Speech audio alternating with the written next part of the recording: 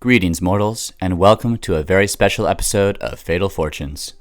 Typically, this would be like any other episode. Unfortunately, there are some midterm and work issues, so Al and I decided what better way to give us a break than to give our listeners a break as well.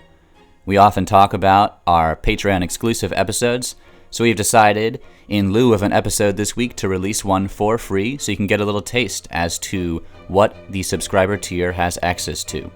Without any further introduction, please enjoy this Patreon exclusive on Mr. Otis Redding. I don't know if Nathan is prepared what happened in the years he was born, but before we even start, I want to... Oh, he has. Perfect. I do. Perfect. But go I on. wanted to plug a couple of things. I first wanted to, of course, plug our Patreon page where we have a special episode on Aristotle Onassis that you won't listen to anywhere. And we don't go into about how much of a dick he is as revealed in a new book that comes out in June. But, you know, Crazy Life, Kennedy Periphery, that's going to be a whole series for Patreon that comes out when we are on summer break. You can also do listener support through Anchor. And I'm really excited to say that we have been listened to in 28 countries. That is really awesome. Wow. And on every continent. So That's awesome. That's really amazing. Great. Woo. And Now, I is also someone wanted listening to us Yeah. in Antarctica, though? Shut up. Okay. You All know- right. We're almost no, there. no one We'll isn't. get there. You know We will one get isn't. there. And then finally, I wanted to plug my new Etsy shop, new African company, where you can get amazing hand knit and fiber art creations by moi and other people that I love and are around me. But what are we drinking today, Nathan? What are we drinking today for our penultimate minisode? Today, I've got the Tostitos creamy spinach dip water jar. What do you Dude, What do you have? Are you out of clean cups? No. I just think this is so funny to drink out of, and like the reaction that I've gotten from my roommates was like enough to keep it in circulation for glasses that I drink out of. What are you having? You know, just a La Croix. Just a regular grapefruit La Croix. Classic. You know, I'm off the hard kombucha, guys. I feel like I'm a less sensitive person when I'm on the hard kombucha. I feel like I can't truly appreciate the hardship that some of our characters go through when I'm, double fisting the great Stella Artois and a hard kombucha. So we're sticking with water. It's also final season, so you Yeah. can drink after finals. Gotta stay focused. Also, guys, I found a tick on me earlier. So if I'm going to try very hard not to scream if I find another one on me and just very gently walk away and throw it out. But just you fair go warning to hiking today? everyone. You know, I was in my garden. One of my plants my died, so I had to goodness. replace it. Rest in peace. Yeah. What kind of plant Rest in was peace, it? sweet pepper. It was a sweet pepper sweet pepper plant that I replaced with a cilantro plant. Ooh. I do feel like I'm somewhere in the middle of that gene of like cilantro tastes like soap. Because like it kind of tastes like soap, but I love cilantro in everything. I'm like, get over it. Okay, at least you So love maybe I cilantro, just but, love like, the taste of soap, but I don't know. I've never even thought about it like that. I also like don't go around drinking soap or anything to like have a baseline to compare it to. Fair. Yeah. I've had some soap.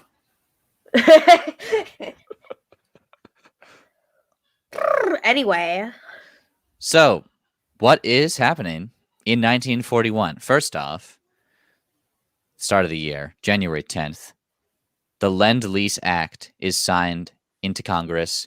World War II is in full swing. We're going to see a couple other things World War II related in this year.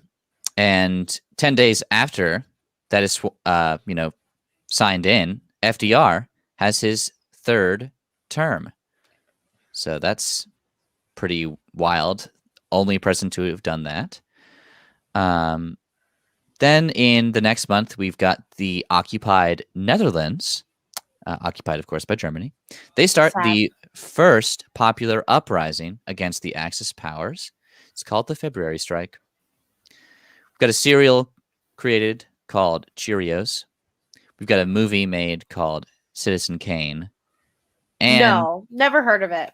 I all don't know the what you're talking while, about. animators at Disney are striking because they aren't paid enough. Glenn Miller is gentrifying jazz charts while Billie Holiday's God Bless the Child is released.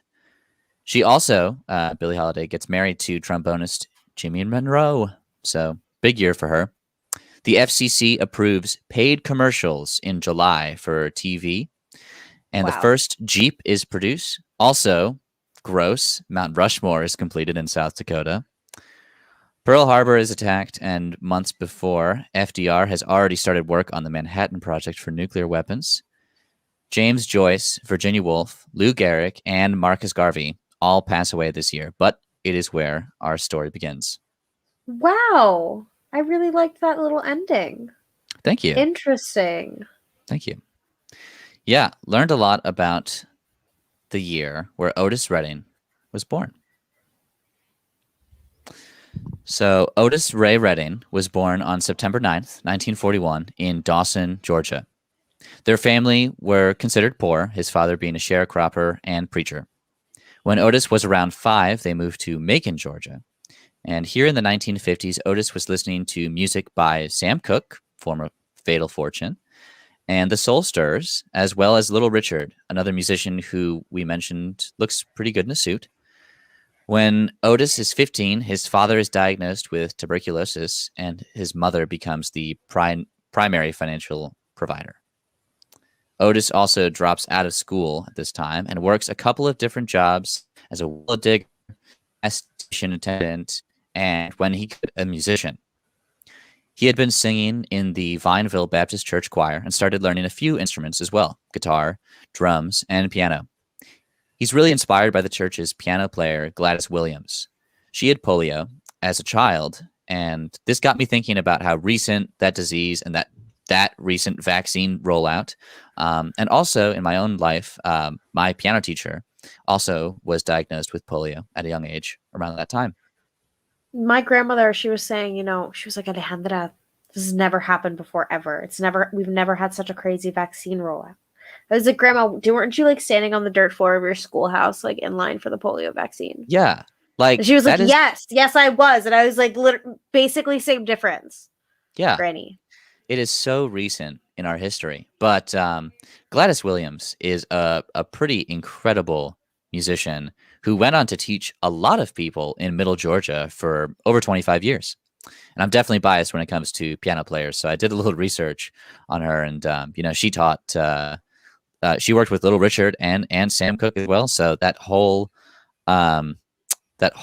town is like rooted in so many great performers. And it'd get Otis into playing larger ensembles. And at the end of the day, she just was a wonderful, wonderful musician, it seemed. So Otis is playing with her at a weekly talent show on Sundays at the Hillview Springs Social Club. And this is a pretty great gig for Otis because he gets to sing with friends, Little Willie Jones and Eddie Ross.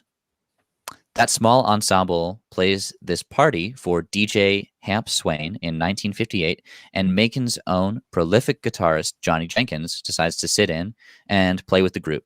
He said he thought they needed a little help, but this party was also a talent contest.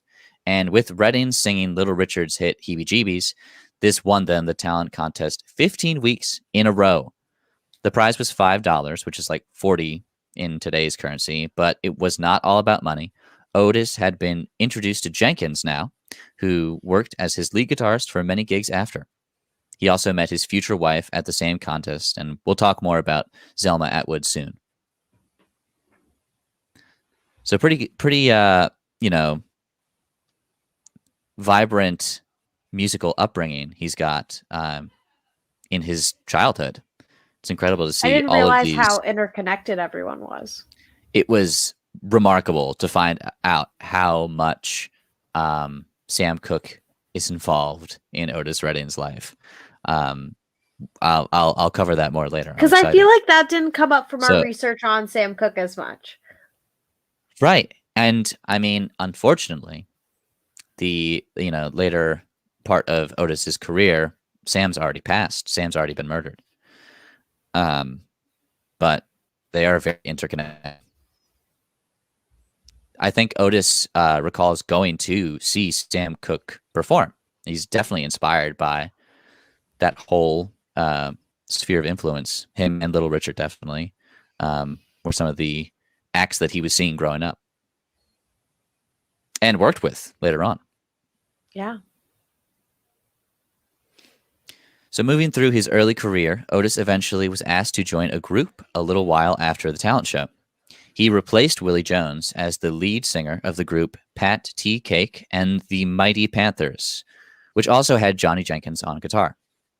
This group toured all across the southern U.S. in the Chitlin Circuit, a string of venues hospitable to African Americans in a time of segregation. Then, from playing in that group, Redding is asked to replace Little Richard in the group The Upsetters. He's paid a lot more than the $5 prize, about $25 per gig. And around this time, he meets Phil Walden, who is a part of this record company called Confederate Records, where Otis records his first single. Yeah. But he records his first single in 1961 with Confederate. It's a rewrite of the song Gamalama, now sung as Shout Bamalama. In the next year, his former guitarist, Johnny Jenkins, has already joined a group called the Pine Toppers. Redding attends a recording session at Stax Records in Memphis and is notably backed by Booker T and the MGs. They're a great group if you ever get a chance to listen to them. They've got awesome, awesome music. The session is apparently pretty unproductive, but it does give Otis an opportunity to record 2 new songs. The B-side featured Hey Hey Baby, with the lead single being These Arms of Mine.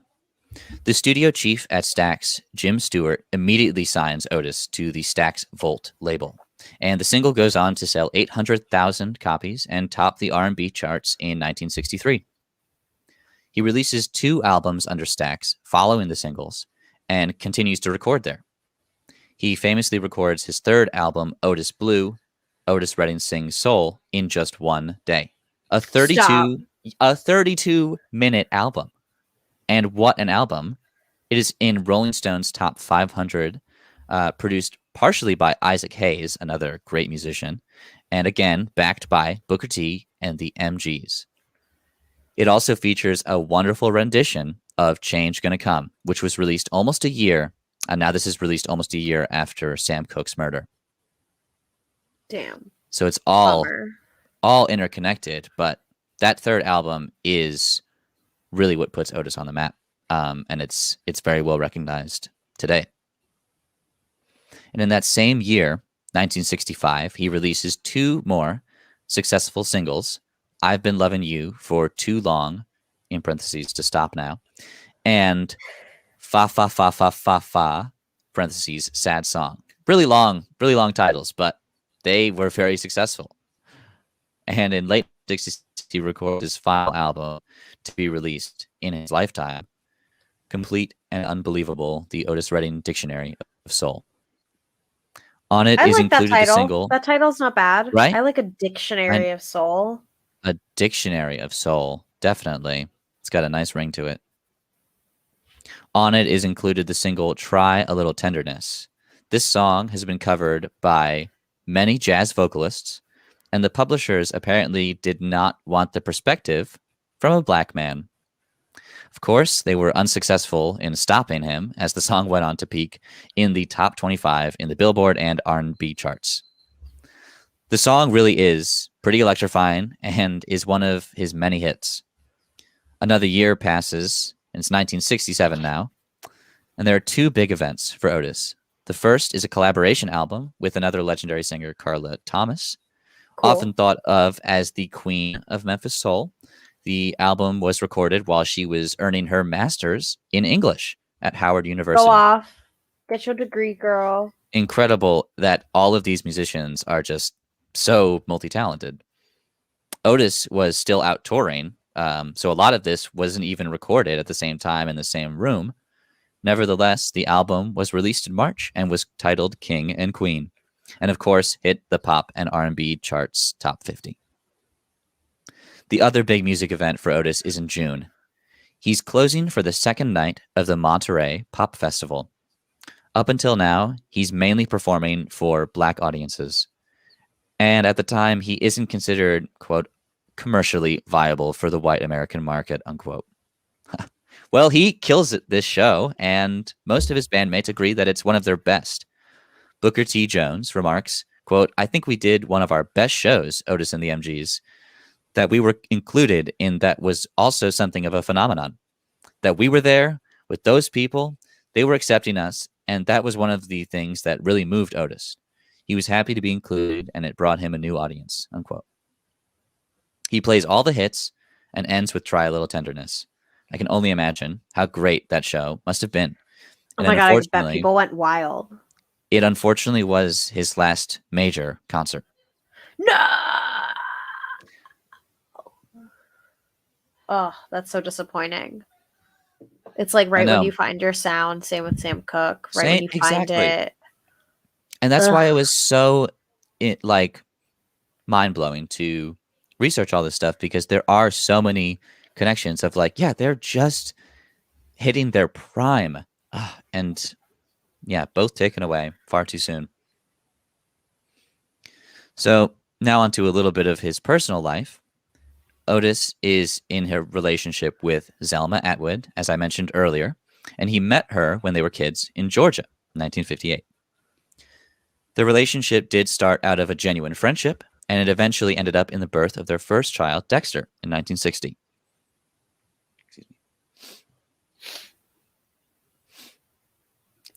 In the middle of that same year, Otis moves out to LA to get started on his career. He moves in with his sister, and Zelma claims that the most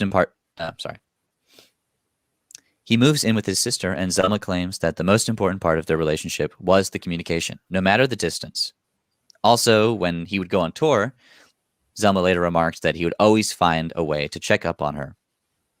In 1961, they officially tied the knot and married in Macon. In 1961, they officially tied the knot and married in Macon, and went on to have two more children, Carla and Otis III. The family all stayed in Macon, Georgia, and Zelma worked many jobs in town.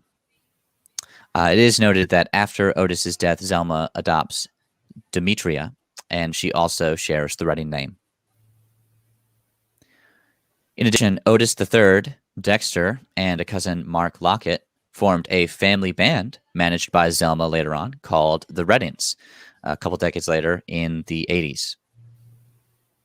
So music definitely lives on in their family, and Zelma is holding down the house while Otis is out touring.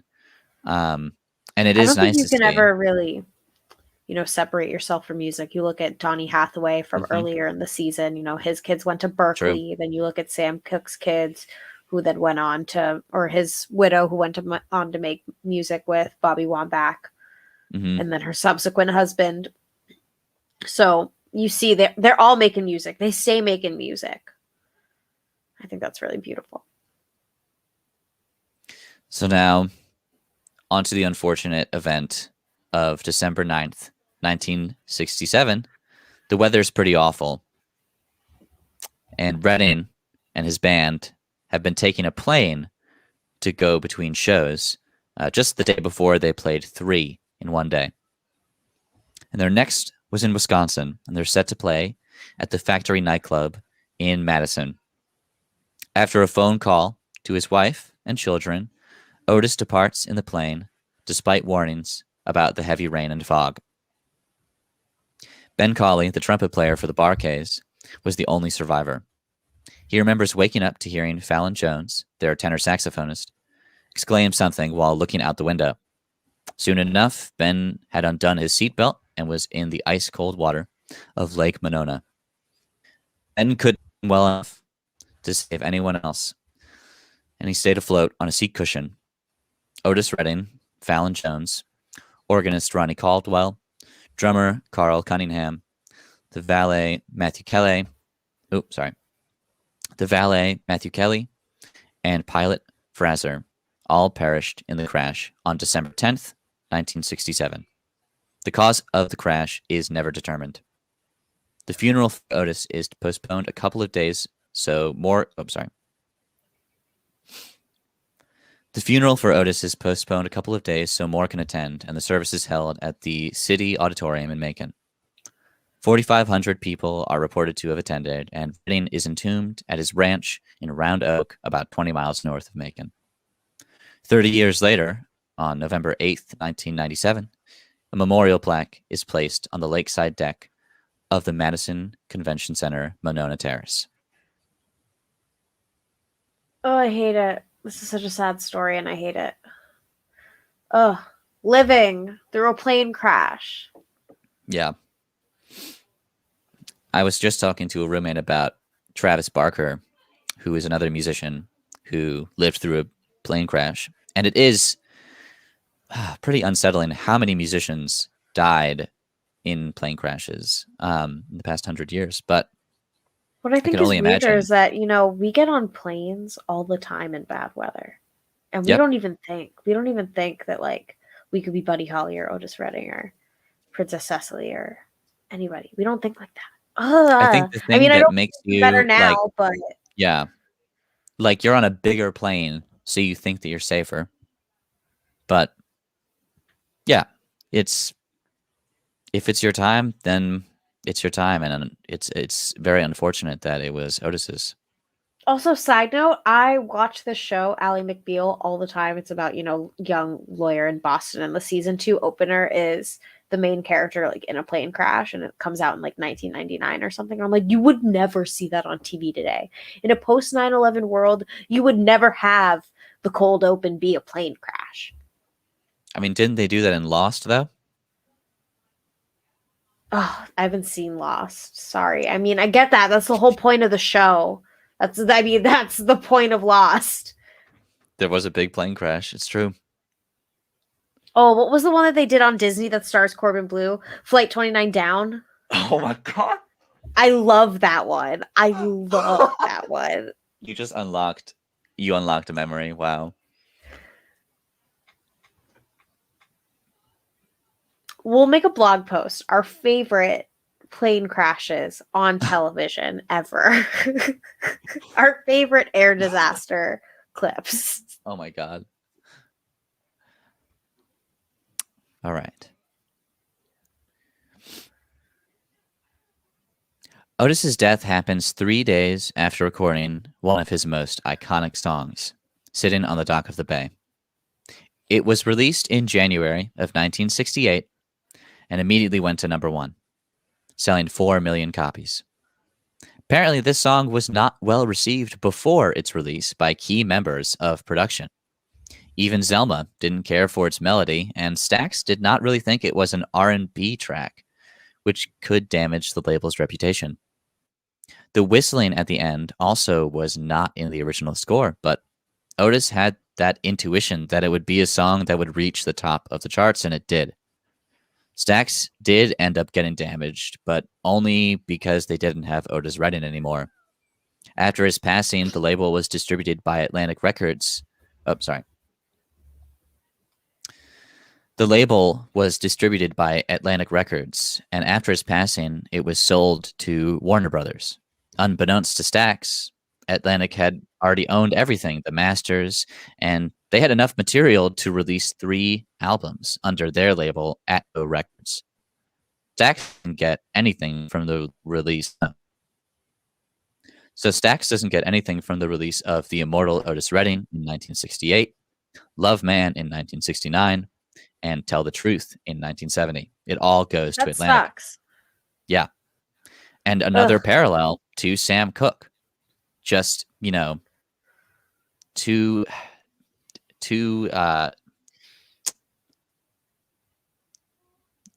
much overlooked in contracts of who owns what, and then after it's too late, the material is all owned by a company that is very greedy. And sometimes I think, I'm like, what can I do? That stuff is so terrible. And I'm like, thank God I'm in law school. Thank God I'm getting contracts. Thank God that's the class I'm You're good at. learning about that stuff. Mm-hmm. Stax did end up releasing more work by Redding, notably in 2016, releasing a box set of the 3-day performances at the Whiskey A Go Go in 1966, which went on to win a Grammy.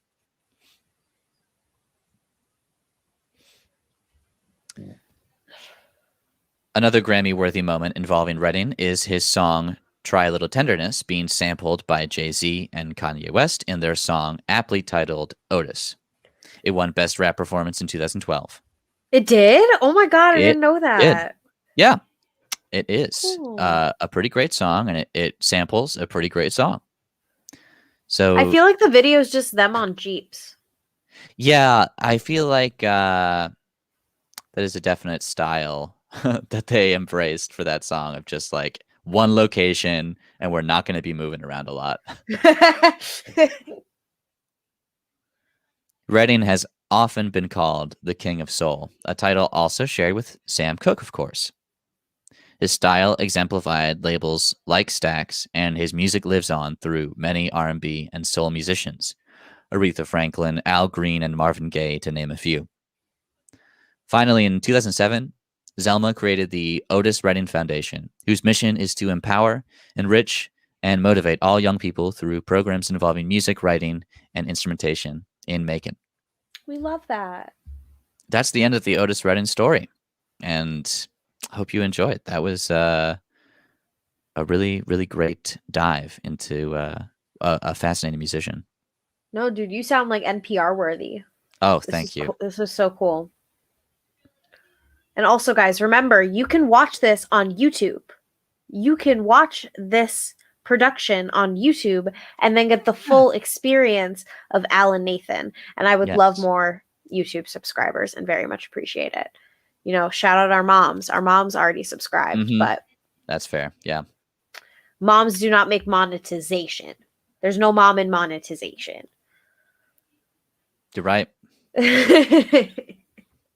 Mostly there, but not all the way. Anyway, guys, thank you so much for listening to this penultimate mini-sode for season 1. This is coming out on Patreon sooner than it's going to come out in the real world. So I just want to let people know that, like, the forecast of the last episodes is Anne Boleyn, something for Nathan to decide, and then Judy Garland.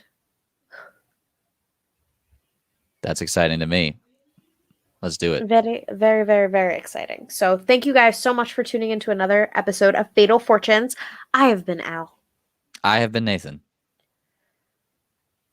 On Tuesdays, we talk ghosts. See you next time.